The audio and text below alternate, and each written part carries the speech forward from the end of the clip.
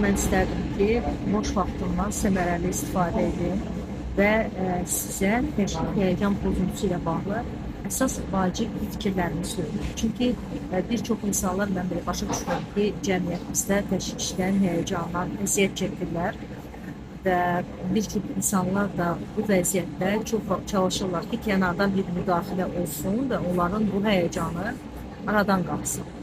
Həyəcanın, təşvişin təbii ki, fəsad ibarətdir ki, psixosomatik olaraq insan artıq təkcə sözdə deyil, bədənində, öz somatik ağrıları ilə sanki əziyyət verir.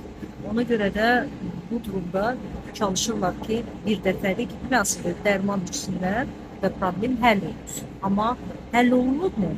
Yəni, dərman preparatları bir daha xatırlatmaq istərdim ki, bu sadəcə təcili yardım kimi anında, yəni sizə kömək etmək üçün və yaxud da ki, bir müddət əlamətlər və simptomlar sussun və siz rahat həyat tərzinizə, qayda sistemiyə tətbiq olunur. Yəni, emosional sağlamlıq əldə etmək üçün münasib bir yanaşma üsuludur.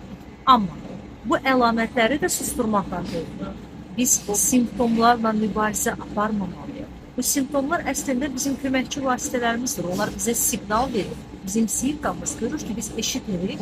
Bir daha o siqnalları daha şiddətli edir ki, bir özünə diqqət edir. Hal-hazırda sənin düşüncələrin, sənin fikirlərin destruktiv olaraq, dağıdıcı olaraq sənə mənfi təsir göstərir. Bu vəziyyətdə özünü qorumalısan. Müdafiə olaraq da insan o təşvişindən, həyəcanından sanki qurtulmaq üçün artıq kimlərin isə köməyindən istifadə etməyə sanki məcbur olur. Və ona görə də tək qaldığımız yerlərdə, evdə tək qalmaqdan belə, bax, bu nevrozun əsas əlamətlərindən biri də budur ki, insan köməksiz özünü hiss edə bilər.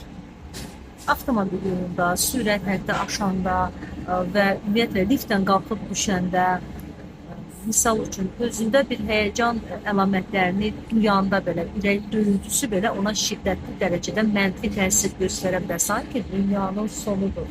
Sanki indi artıq real bir təhlükə ilə üzləşir. Amma baxsaq görəcəyik ki, real təhlükə yoxdur. Bu sadəcə olaraq bizim hal-hazırımızda beynimizdə yaratdığımız fikirlərdir. Hal-hazırda beynimizdə yaranmış bu fikirlər bizə mənfi təsir göstərirsə, biz o fikirlərlə işləməliyik.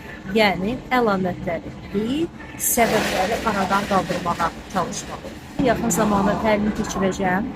Açıq tamamilə ödənirsiniz. Çünki mənə müraciət edən insanların nə dərəcədə bu problemdən əziyyət çəkdiyini görürəm və istərdim ki, yaranmış suallarınıza əyani olaraq da cavab verin.